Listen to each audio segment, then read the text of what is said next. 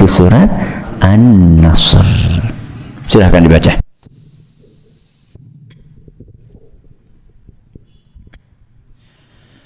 A'udzu billahi minasy syaithanir rajim.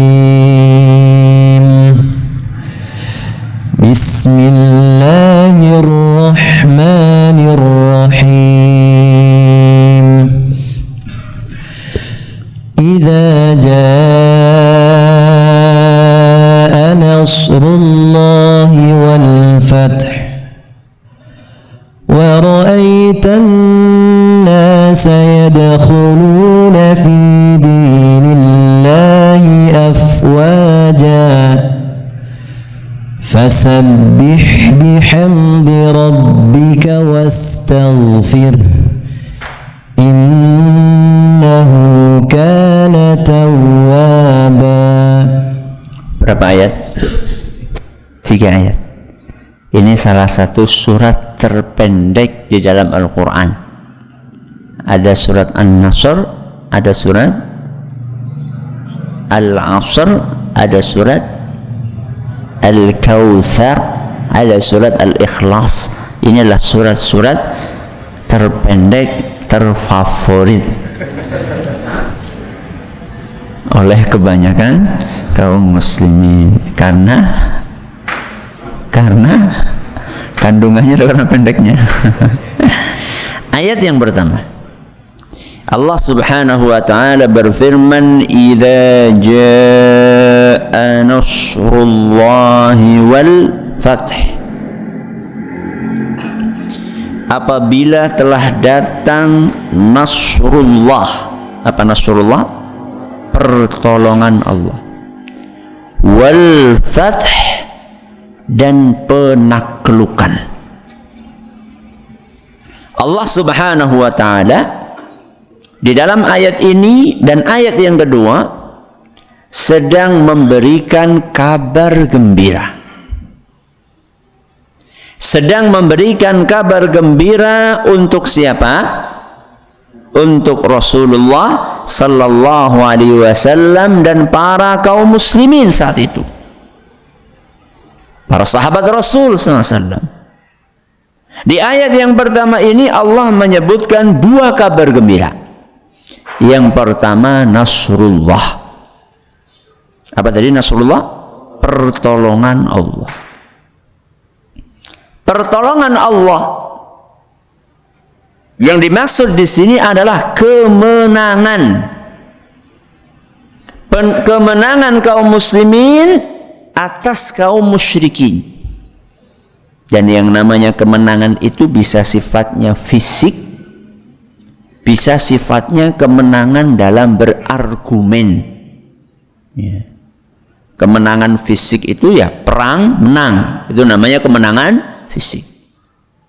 Argumen terbantah, argumen-argumennya orang-orang musyrikin yang menduakan Allah terbantah dengan diturunkannya ayat-ayat Al-Quran dan hadis-hadis Rasul SAW. Ini adalah kabar gembira yang pertama berupa nasrullah. Apa tadi? Pertolongan Allah. Kabar gembira yang kedua adalah Al-Fath. Al-Fath adalah penaklukan. Dan mayoritas ulama tafsir menafsirkan penaklukan yang dimaksud di sini adalah penaklukan kota Mekah.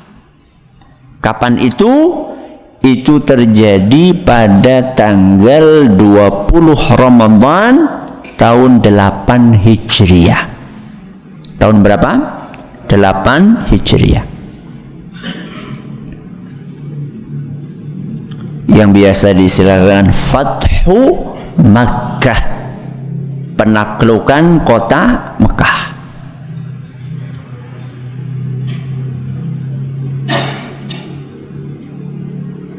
Terjadi di bulan apa tadi? Ramadan. Tanggal 20. Dan peperangan-peperangan di dalam Islam itu enggak cuma Fathu Makkah saja yang terjadi bulan Ramadan. Selain Fathu Makkah apa? Perang Badar. Bagus. Perang Badar juga terjadi di bulan Ramadan. Fathu Makkah terjadi di bulan Ramadan. Ada juga perang namanya perang Qadisiyah. Perang apa? Qadisiyah. Itu juga di bulan Ramadan. Penaklukan Andalus. Penaklukan Andalus di bawah kepemimpinan panglima kaum muslimin yang sangat terkenal. Siapa? Tariq bin Ziyad. Itu juga di bulan Ramadan. Ini menunjukkan bahwa bulan Ramadan adalah bulan semangat, bukan bulan tidur. Naumus shaimi ibadah. Tidurnya orang puasa ibadah. Katanya, ya, disebutkan dalam hadis yang dhaif. Ya. Jadi bulan Ramadan adalah bulan produktivitas, sehingga nggak ada alasan Ramadan cuma untuk tidur terus. Berarti nggak boleh tidur, Ustaz? Boleh. Yang nggak boleh itu tidur terus. Tidur terus itu maksudnya ba'da subuh sampai maghrib. Ya. Setelah sahur tidur terus, dibangunin zuhur, Mas, zuhuran di situ aja, ganggu lagi ngibadah. Maksudnya lagi turu. Ya, nggak bener. Ya, bulan Ramadan adalah bulan semangat. Jadi penaklukan kota Mekah itu pemicunya adalah karena kaum musyrikin mengkhianati sebuah perjanjian. Sebuah perjanjian yang dilakukan antara kaum muslimin dengan kaum musyrikin. Perjanjian itu terjadi di tahun ke-6, berarti 2 tahun yang lalu. Perjanjian apa namanya? Hudaybiyah. Singkat cerita, karena kaum musyrikin mereka mengkhianati perjanjian, walaupun mereka sudah melobi, diutuslah Muawiyah bin Abi Sufyan melobi, karena mereka sudah semakin sadar kekuatan kaum muslimin semakin besar, sedangkan mereka kekuatannya semakin berkurang. Akhirnya mereka mengirim Abu Sufyan untuk melobi, ya, agar mau memperbaharui perjanjian lagi. Tapi ini sudah berulang-ulang nggak jadi.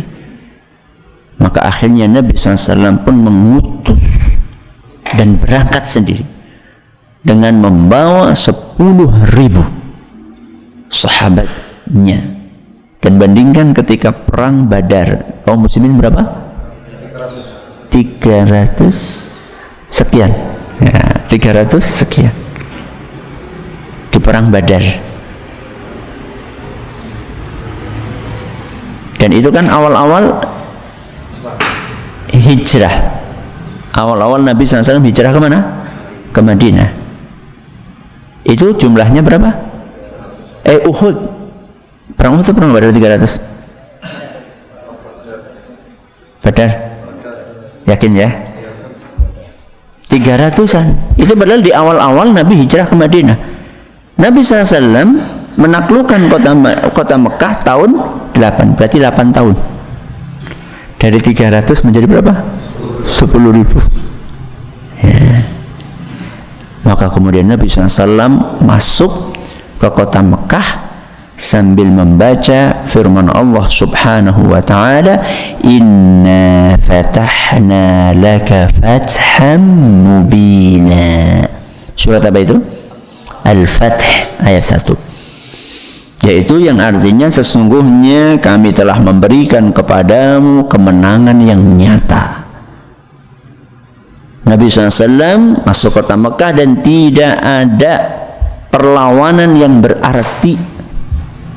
Rata-rata penghuni Mekah mereka pada sembunyi Ada yang masuk ke rumahnya sendiri, ada yang masuk ke rumahnya Abu Sufyan, ada yang masuk ke masjid. Pokoknya siapapun yang masuk ke tempat-tempat tadi, kemana tadi? Rumahnya sendiri atau rumahnya Abu Sufyan atau ke masjid, aman. Berarti yang berkeliaran, nah itu berarti nyari masalah. Ya. Jadi saat itu cuma segelintir lah yang berani melakukan perlawanan. Rata-rata semuanya masuk ke sarang. Ada yang berani 10.000, jumlah mereka sedikit. Ya. Kemudian Nabi SAW tawaf sekeliling Ka'bah sambil menaiki ontanya. Dan saat itu Nabi SAW memegang busur. Buat apa busur tersebut?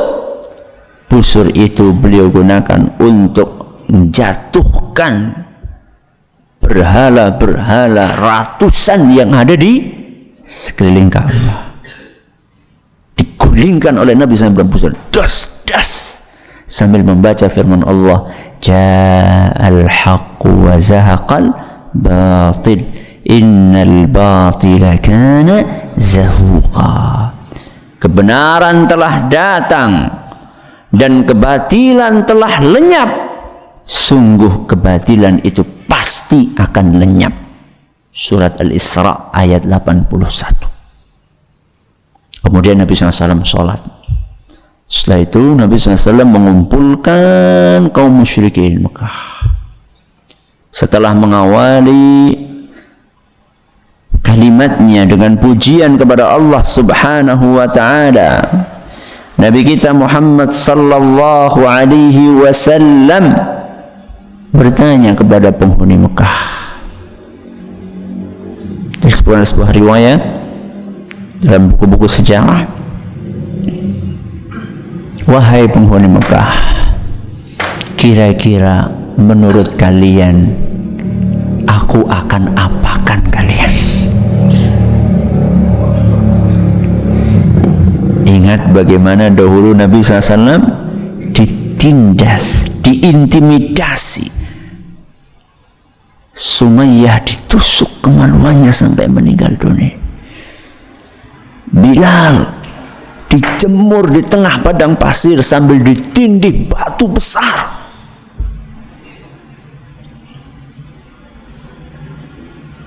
Khabbab disiksa. Yasir, dan masih banyak. Nabi SAW bertanya, wahai penghuni Mekah, kira-kira menurut kalian aku apakan kalian? Apa kata mereka?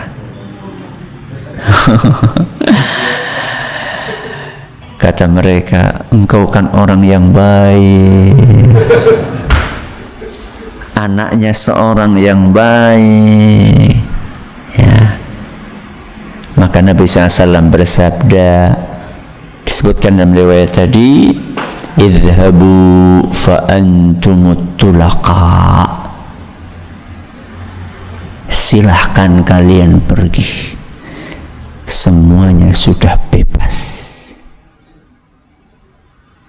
Nabi sallallahu alaihi wasallam adalah Nabiyur Rahmah, Nabi kasih sayang. Padahal Nabi SAW kalau mau untuk menyiksa mereka semua bisa? Bisa. Sangat bisa sekali. Jumlah mereka nggak ada apa-apanya. Nabi SAW jumlahnya jauh lebih besar. Apalagi ada rapot merah mereka kepada Nabi SAW. Itu kan kesempatan. Jenengan difitnah habis-habisan, tahu-tahu jenengan jadi penguasa. Nah, ini kesempatan ini. Kapan maning sikat. Tapi Nabi SAW adalah Nabi kasih sayang. Maka mereka dibebaskan oleh Nabi kita Muhammad sallallahu alaihi wasallam. Idza jaa nasrullahi wal fath. Dua kabar gembira. Apa yang pertama tadi?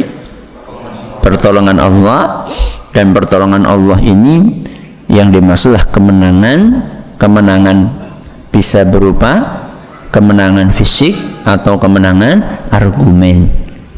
Wal fatah, apa tadi? Penaklukan. Mayoritas ahli tafsir memaksudkan al-fatah, penaklukan istilah penaklukan kota Mekah yang terjadi pada tanggal berapa tadi? 20 Ramadan tahun 8 Hijriah. Kita pindah ayat yang kedua. Ayat yang kedua, Allah Subhanahu wa taala berfirman, wa ra'aitan nasa yadkhuluna fi dinillahi afwaja. Ini kabar gembira berikutnya. Nabi SAW mendapatkan kabar gembira dari Allah. Apa kabar gembiranya? Wa ra'aitan nasa, engkau wahai Muhammad akan melihat para manusia yadkhuluna fi dinillah, mereka akan masuk ke dalam agama Allah afwaja. Apa afwaja? Berbondong-bondong. Masuknya orang ke dalam agama Islam secara berbondong-bondong itu adalah kabar gembira. Jadi kalau orang banyak ngaji dapat hidayah, itu kabar gembira. Jangan malah, oh ini tambah akeh sing ngaji ya, priwe carane ben sepi. Orang yang beriman ketika melihat banyak orang dapat hidayah senang. Ya. Berarti kalau ada orang melihat banyak orang dapat hidayah kok malah sendem, nah, itu berarti ada permasalahan di dalam keimanannya. Imannya bermasalah. Ya. Maka Nabi SAW dapat kabar gembira dari Allah Subhanahu wa ta'ala. Bentuknya adalah orang-orang pada masuk Islam secara berbondong-bondong. Yang jadi pertanyaan, sebelum Fathu Makkah, sebelum penaklukan kota Makkah, apa nggak ada yang masuk Islam? Ada. Bedanya apa?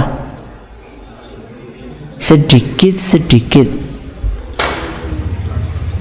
Dan banyak di antara mereka yang masuk Islam sedikit itu sembunyi-sembunyi.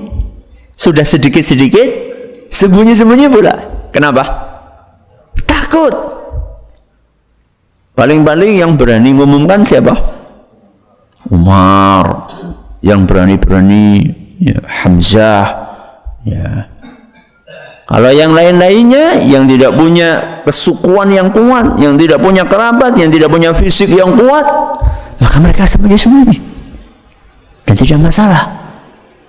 Karena memang kemampuannya seperti itu. Tapi ketika Fathu Makkah, maka saat itu orang-orang masuk ke dalam Islam berbondong-bondong seperti air bah yang tidak bisa ditahan. Makanya tahun ke-9, ini tadi tahun ke-berapa? Tahun ke-9 Hijriah diistilahkan oleh para ahli sejarah dengan tahun delegasi. Tahun apa? Delegasi. Delegasi siapa? Utusan. Amul wufud. Tahun banyaknya datang utusan-utusan. Maksudnya apa? Maksudnya dari kabilah-kabilah yang ada di sekeliling kota Mekah, mereka berdatangan mengutus utusan untuk menyatakan keislaman mereka. Diceritakan dalam Sahih Bukhari, kata Amr bin Salamah, kanatil Arab talawwamu bi islamihim al-fatha. Banyak orang Arab, mereka itu ngulur-ngulur masuk Islam. Mau masuk Islam? Belum, nanti, saufa, engkau disit. Ya. Nunggu apa? Nunggu penaklukan kota Mekah. Jadi yang namanya orang Arab itu nggak semuanya tinggal di kota Mekah. Mereka banyak yang di pinggir-pinggir, di kabilah sana, kabilah sana. Banyak di antara mereka mau masuk Islam, kok di situ lah nunggu. Ya. Apa kata mereka? Utrukuhu wa qaumahu. Biarkan Muhammad dan para pengikutnya, biarkan mereka. Fa innahu in dhahara alaihim fahuwa nabiyyun shadiq. Seandainya Muhammad dan pengikutnya ini menang melawan kaumnya, yaitu sukuku Quraisy, berarti itu nabi yang benar-benar utusan Allah. Ya, ngetes. Ya. Falamma kanat waq'atu ahli al-fathi badara kullu qaumin bi islamihim. Ketika datang peristiwa penaklukan kota Mekah, baru mereka pada masuk Islam. Jadi masuknya orang ke dalam Islam itu adalah sebuah karunia. Apalagi kalau masuk Islamnya berbondong-bondong. Karunia sekaligus ujian. Apa? Karunia, nikmat sekaligus ujian. Nikmat supaya bisa langgeng dan awet, gimana caranya? Disyukuri. Berarti kalau banyak orang masuk ke dalam Islam, harus disyukuri. Cara syukurnya gimana? Cara syukurnya adalah sinau Islam sing bener. Aja guru asal mlebu Islam. Bagaimana mempelajari Islam yang benar? Pelajari Al-Quran, pelajari Sunnah Rasul SAW. Yang namanya orang masuk Islam itu kan bisa saja peninggalan keyakinan yang lama itu masih melekat. Bagaimana mensyukuri masuk Islam? Dibersihkan apa nih? Keyakinan yang tidak benar. Bukan malah dikoktail. Apa dikoktail? Dicampur, itu namanya es campur nanti. Jangan ada sinkretisme agama.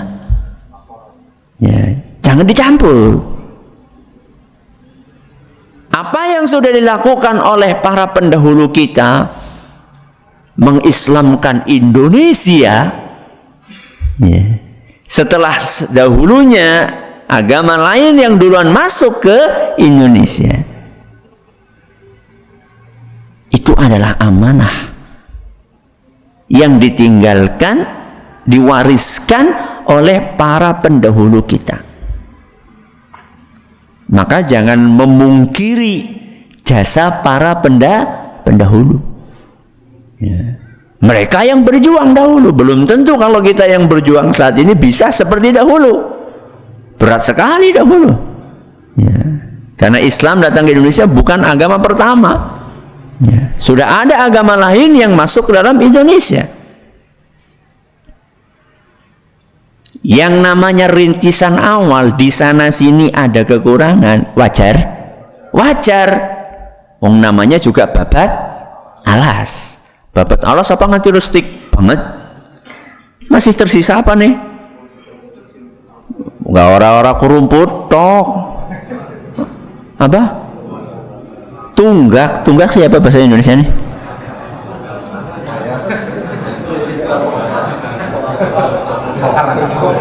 Akar, untuk akar anak. Tunggul, tonggak. Ya wis kayak gue lah. Nebang pohon, itu kan nggak mungkin nebang pohon langsung apa? Biasanya kan ada sisanya, tunggaknya itu. Ya, yang namanya orang babat alas itu kan nggak mungkin langsung bersih. Masih ada tongak-tongaknya, masih ada rumput-rumputnya. Kewajiban kita yang datang setelah mereka adalah membersihkan, menyempurnakan. Itu namanya tongkat estafet. Orang kok tonggaknya ini peninggalan apa namanya, peninggalan para perintis kita uri-uri, kita biarkan tonggak kok ya dibongkar, dibersihkan sampai bersih-bersihnya. Ini namanya mensyukuri nikmat. Ya. Mensyukuri nikmat masuknya ke dalam Islam, banyaknya orang ke dalam Islam adalah dengan mempelajari Islam yang murni. Jadi mempelajari Islam yang murni itu nggak ada hubungannya dengan radikalisme, ya.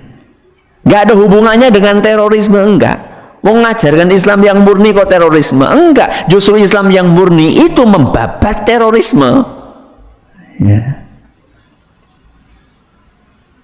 Maka nggak ada hubungannya antara mengajarkan Islam yang murni, membersihkan tradisi-tradisi yang tidak sesuai dengan Islam, nggak ada hubungannya dengan radikalisme. Itulah ajaran Islam yang murni. Justru itu bagian dari syukur kita kepada Allah Subhanahu wa ta'ala. Tapi tentunya ya dengan cara yang hikmah, ya. Ada seorang ulama mengatakan, kalau nggak salah Syekhul Islam rahimahullah, liyakun amruka bil ma'rufi ma'rufan wa la yakun nahyuka 'anil munkari munkaran. Jangan sampai amar ma'rufmu itu dengan cara yang tidak ma'ruf, dan jangan sampai nahi mungkarmu dengan cara yang mungkar. Mudeng apa lagi? Amar ma'ruf, apa artinya amar ma'ruf? Mengajak kepada kebaikan.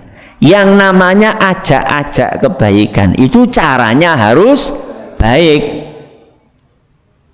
Nahi mungkar apa? Mencegah kemungkaran. Mencegah kemungkaran nggak boleh dengan cara yang mungkar. Keras itu nggak mesti mungkar, ya. Keras itu, mungkar itu adalah sesuatu yang tidak sesuai dengan aturan, ngawur, ya. Kalau keras suatu saat kita memang harus keras, tapi keras pada tempatnya, ya. Tegas, ya.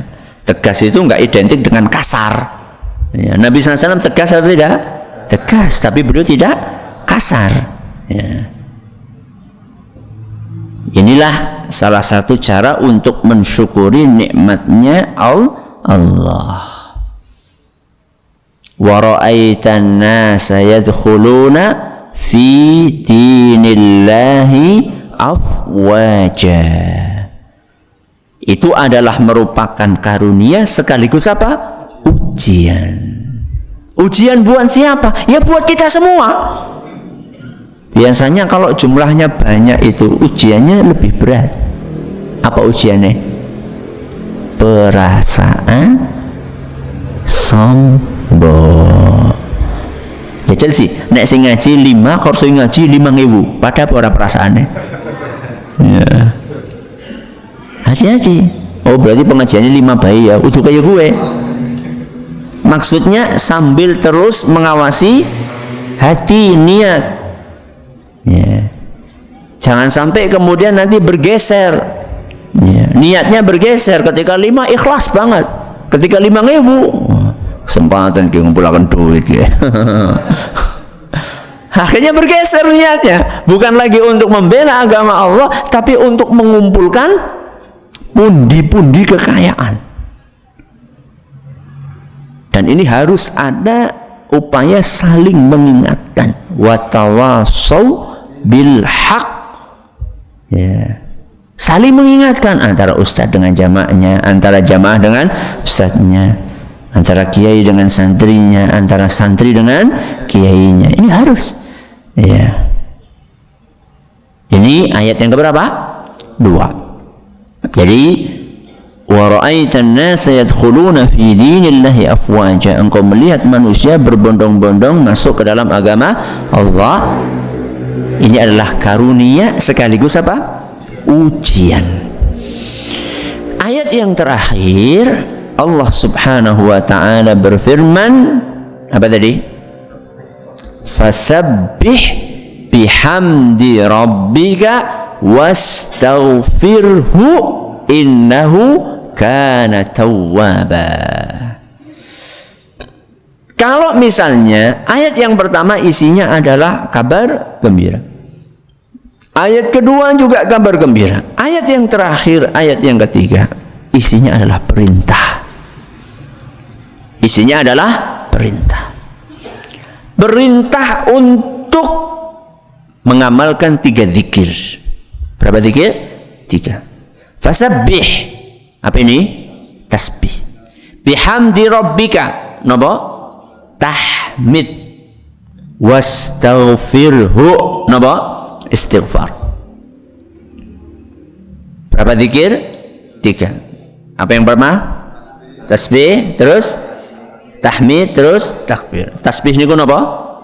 Subhanallah. Tahmid, alhamdulillah. Istighfar, astaghfirullah. Kenapa Nabi SAW setelah mendapat kabar gembira disuruh memperbanyak 3 ini? Kata Ibnu Abbas radhiyallahu anhu, itu adalah sinyal. Apa sinyal? Tanda, indikator bahwa ajal Rasulullah SAW sudah dekat. Kok bisa disimpulkan seperti itu? Kata para ahli tafsir, hidup Nabi SAW itu istimewa atau tidak? Istimewa.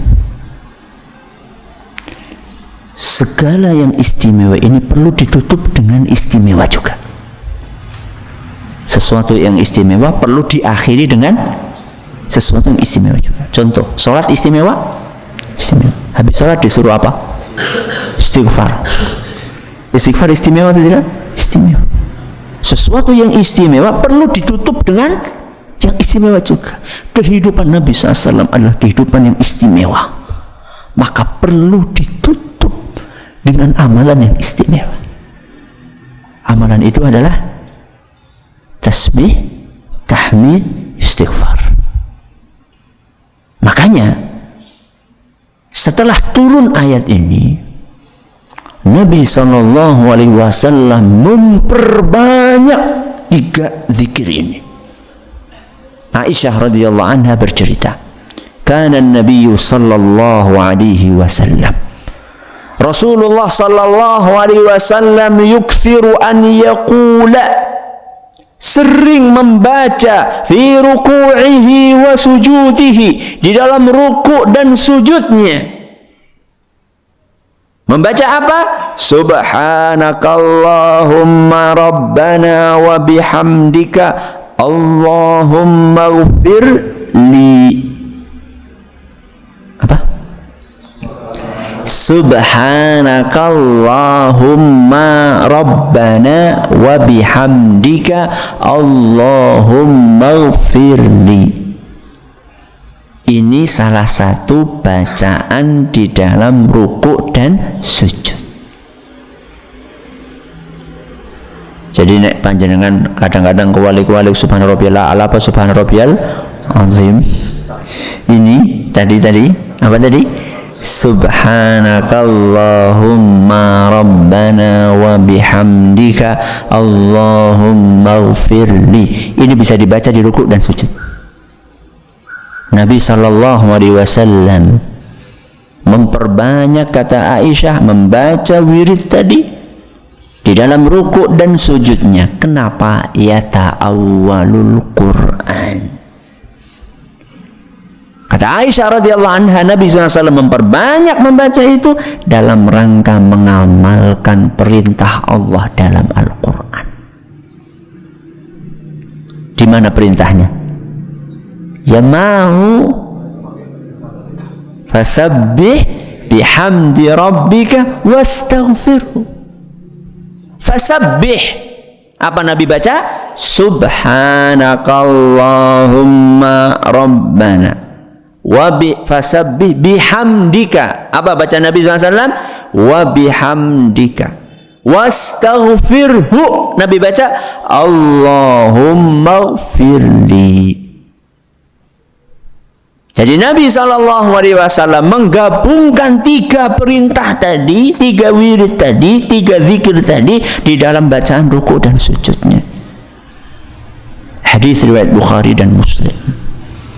Makanya berbanyak membaca ini. Aku kurang ngerti kapan matinya, ya rasa nunggu orang mati. Sudah berbanyak dari sekarang. Subhanallah, alhamdulillah, la ilaha illallah, wallahu akbar, astaghfirullah, Allahumma ighfirli. Perbanyak. Ya.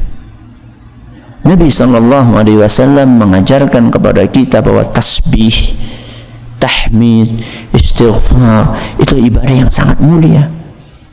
Suatu hari Nabi SAW pernah bersabda, ayajizu ahadukum an yaksiba kulla yawmin alfa hasanah. Wahai para sahabatku, apa kalian gak bisa ngumpulin 1000 pahala sehari? Berapa? 1000. Akeh apa sedikit? Wah, 1000 pahala. Apa kalian gak mampu ngumpulin 1000 pahala dalam setiap hari? Maka para sahabat bertanya, ya Rasulullah, kaifa yaksibu ahaduna alfa hasanah? Wahai Rasul, gimana ngumpulin 1000 pahala sehari? Nabi SAW berkata, yusabbihu mi'ata tasbihatin. Caranya bertasbih 100 kali. Berapa? 100. Loh, 1000 kok 100. Bertasbih sehari 100 kali, yuktabu lahu alfu hasanah, maka akan dituliskan untuknya 1000 pahala. Kenapa bisa 100 jadi 1000? Karena 1 zikir pahalanya 10. Berarti kalau 100 pahalanya 1000. Atau kalau tidak ditulis 1000 pahala, yuhattu anhu alfu khati'ah, atau dihapuskan dosanya 1000 dosa. Ini kesempatan. Hadis riwayat Muslim. Ini kesempatan buat kita semuanya, ya, untuk memperbanyak zikir, ya, daripada nganggur di atas kursi apa? Goyang, ya, dolanan perkutut, ya, di depan rumah, di beranda rumah, ngitungi mobil sing liwat jiro. Orang apa halane ngitung mobil, ya. Subhanallah, subhanallah, subhanallah, subhanallah, subhanallah. Dapat berapa tadi? 1000. Jadi kalau lagi bengong, apa? Bengong, ngalamun, kok daripada kelebon setan, mendingan apa? Zikir. Subhanallah, subhanallah, subhanallah. Kalau ditambah dengan subhanallah wa bihamdi lebih bagus lagi. Nabi SAW bersabda, man qala subhanallahi wa bihamdihi fi yaumin mi'ata marrah, barang siapa yang dalam sehari dia membaca subhanallah wa bihamdihi 100 kali. Berapa? 100 kali. Huttat khatayahu wa in kanat mithla zabadil bahr, akan dihapuskan dosanya walaupun sebanyak buih di lautan. Hadis riwayat Bukhari dan Muslim. Saya dan jenengan, ayo wis saya bela, dosa ini akeh banget. Apa kita nggak kepikir mipil apa? Ngurangi dosa, ya. Subhanallah wa bihamdi, subhanallah wa bihamdi, subhanallah wa bihamdi. Angel apa gampang? Gampang apa angel? Gampang. Saking gampangnya orang pada ngamalakan. Subhanallah wa bihamdi, subhanallah wa bihamdi, subhanallah wa bihamdi. dosa sebanyak buih di lautan akan dihapuskan. Kalau tadi kan 1000 dosa ya, ini bukan apa? Kenapa digabungin sama subhanallah bihamdi, digabungin antara tasbih dengan tahmid. Ya.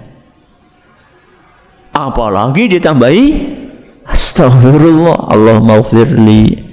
Ya, bisa astaghfirullah, bisa astaghfirullahal azim, bisa astaghfirullahal azim alladzi la ilaha illa huwal hayyul qayyum wa atubu ilaih. Bisa pakai sayyidul istighfar, Allahumma anta rabbi, ya la ilaha illa anta khalaqtani wa ana abduka wa ana ala ahdika wa wa'dika mastata'tu a'udzu bika min syarri nafsi. Terus abu'u laka bi ni'matika 'alayya wa abu'u bi dhanbi faghfir li fa innahu la yaghfiru dzunuba illa anta. Tahu teman Ustaz, namanya juga sayyidul istighfar, istighfar yang paling paripurna, istighfar sing paling top. Ya. Mulane dawa.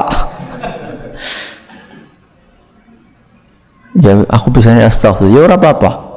Daripada ora. Astagfirullah, astagfirullah, astagfirullah, astagfirullah, astagfirullah. Terus. Ya. Kalau malam ini apa? Allahumma innaka afuwun tuhibbul afwa fa'fu anni. Ini kesempatan. Ya. Sebanyak apapun dosa kita, innahu kana tawwaba. Allah tutup surat An-Nasr ini dengan salah satu asmaul husna. Apa itu? At-Tawwab. Apa artinya At-Tawwab? Maha penerima taubat. Kalau sudah ada kata mahanya, itu berarti bukan sekedar menerima, tapi maha menerima. Apa artinya maha menerima? Walaupun terulang-ulang sebanyak apapun akan diterima. Yang penting serius. Yang penting apa? Serius. Imam Nawawi mengatakan walaupun terulang dosamu, tobatmu 100, 1000 atau lebih dari itu, maka Allah akan terima. Itu namanya tawab. Kalau cuma wis ping telu ya, wis lo terakhir ya, wis jenenge dulu tawab. Itu menungsa jenengane. Ya saya dan Anda membantu mecahkan gelas. Masuk gelas maning, masuk gelas. Ki, sesuai tong ki. Sudah beli bayar. Alhamdulillah Allah enggak seperti itu. Kalau Allah menyikapi kita seperti sikap kita kepada orang lain, tamat kita. Kalau Allah menyikapi kita seperti sikap kita kepada orang lain, sikap kita kepada pembantu kita, the end, tamat kita sudah. Ya. Karena berapa kali kita bisa batasi hari ini saja 3 kali bisa. Saya nggak katakan seumur hidup loh. Hari ini kita batasi dosa cukup 3 kali, nggak boleh lebih. Nek 3 wis tamat neraka. Kepriwe? Habis. Saya katakan habis, kita nggak mungkin. Makanya alhamdulillah Allah itu tawwab. Ya.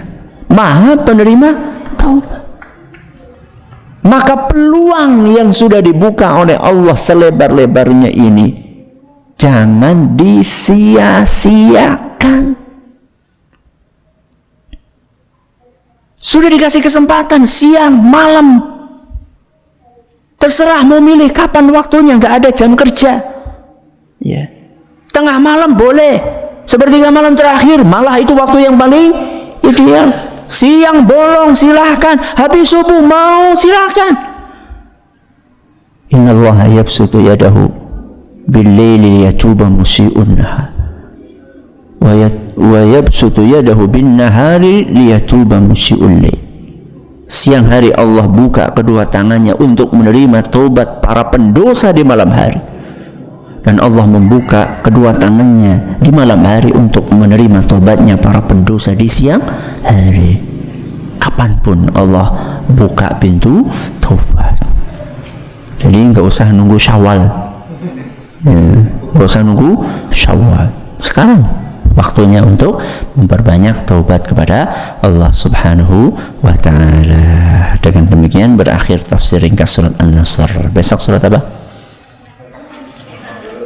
Al-Kafirun. Mudah-mudahan Allah berkahi majelis kita. Terima kasih atas perhatiannya. Mohon atas segala kurangnya kita tutup dengan membaca Subhanakallahumma wa bihamdika asyhadu an la ilaha illa anta astaghfiruka wa atubu ilaik. Wassalamualaikum warahmatullahi wabarakatuh.